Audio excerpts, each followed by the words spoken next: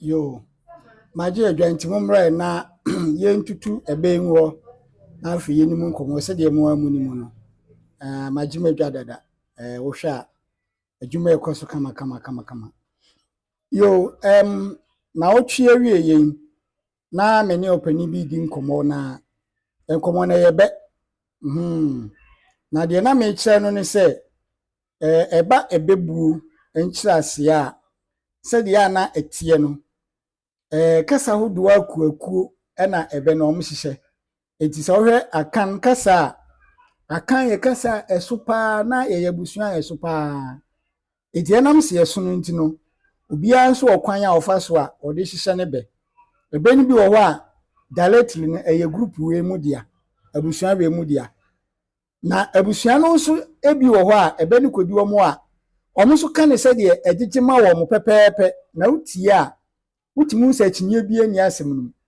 so ahu etimeka kyense se toda ebi a utie bebi a aya enye chinye se de be ya asem no betimi ate ase yi mini mpanimfo bi a yakwadare wa mamrem kodi dwuma bi na obi ya ade ama yani anye ho ne se mpaniyen ye kire na ono de obi dia watwere e internet toto ye de no ho ana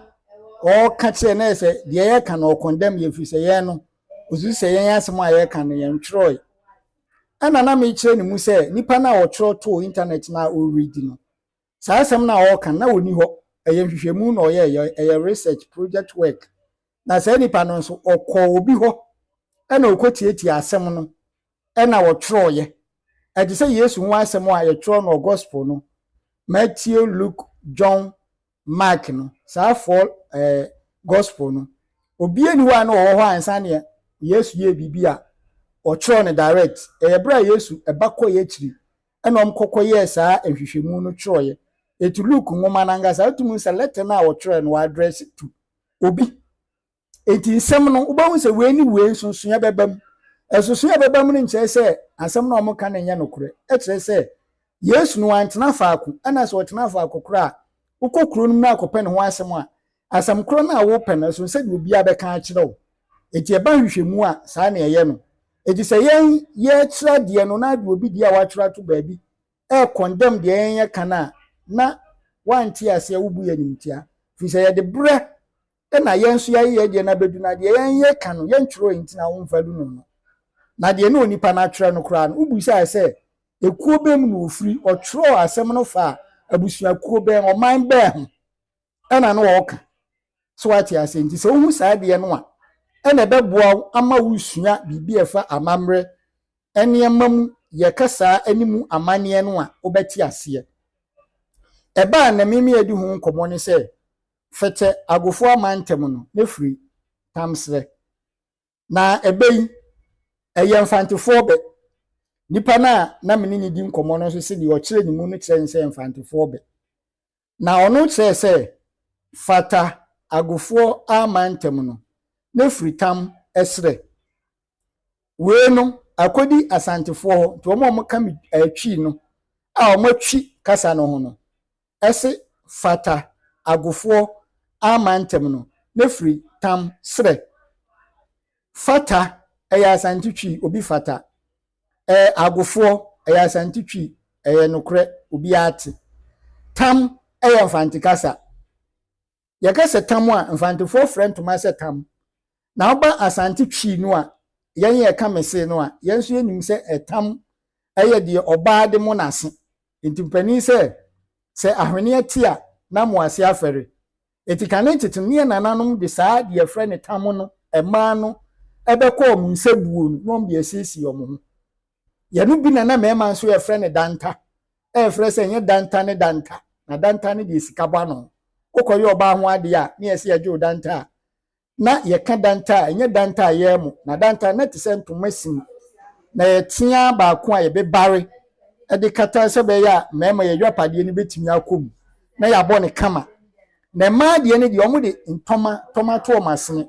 etina be ma mfa tomato na sen no eti oba de tomato na sen na o de tam no afa na nanta mu ha pie na chi to yi fa akira na oja to na oyi afu na ni mu oja to tam no o de abɔ efie ho ban na so mema de ne de abia yesisi na abkyekere yase aka ho se beye mu beye den ewo asante twi mu no yen yenim se tam no eye de oba ede mu ba mfantefo se tam eye ntoma eti mfantefo fra obi se fratam ni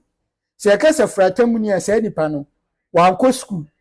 tete no ane nananom school baaye no na afro bi okọ school se oye boss ni ana boys fo se no omka boys na omo de classify ema ne mema nyina wona abehye nika wa hye mpabo hye so atwetwe aba na de wonko school ni de ontimi nya nika ene saa so ni bi nhye nti obefra ntoma enti mfantefo se oye fratam ni eti se yakase obi ye fratam ni a na se nipa no fra ntoma eti mfantefo de ne ye tam eye ntoma ana asante twi ni tam eya moase ohun sunsun a wo asem no enti benu a asantini ni kyerɛ mu akyerɛ ne nana no ana wo kyerɛ no no kyerɛ sɛ omo efata agro na amantem na omo kokosere ntoma a mfantefo fra ne tam so enti de ema de me ne wudi hu nkomo sɛ obi kyerɛ wo bibi fa tete asɛm ofri sɛ ne kwa so no ye ni kan twanto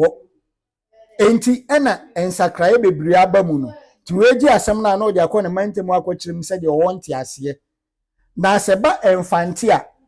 emfante de no nso ye kuokuo sɛ emfante omo wasafo ahodo omo wa afahye omudi a asafo we beba na oba be ne ye kyerɛ we bo kra no franka we bo kra no franka we bo kra no franka eti ebinom a omo ye fete fo no omo na omo ba agro no agofu ma na wo fete na ba agro no bi no ana omo ka akyire eti omo ba ye na ebuso mamane na omo so omo kosere tam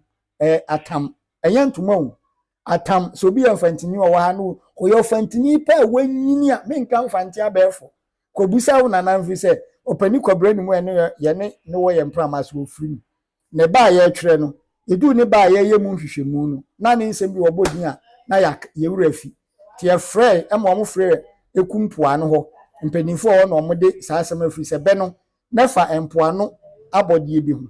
se de obodi na ye nyima de kro ye kra na ya dwen se aduaba eponsu dua bi ensi wa ebeti ato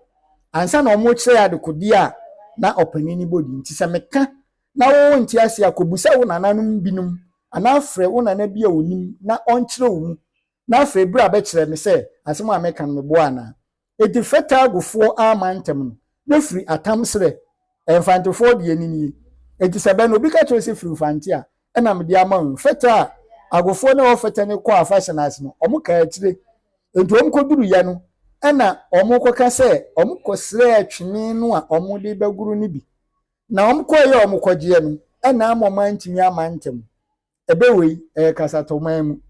ɛna be feta agofo amantem no ne firi atam sere na nso akodu asanteman mu no akwakoye sɛ fata agofo amantem no ne firi tam sere yana mtutugu ho ma na nso no sɛ wo nte be no a ye kyerɛ oni mienu nyina eto asomu na nso be no ebi ho a na wo ba bi firi eti we media ma wo asori banie me wotoa me a me ha no esuapon me lecture eti sɛ wo kwakoye masters wo ye degree a asori ba consult me a no mam consult fee kakra sem kotua da me de che kwa share video no men ye selfish na comment eye pia o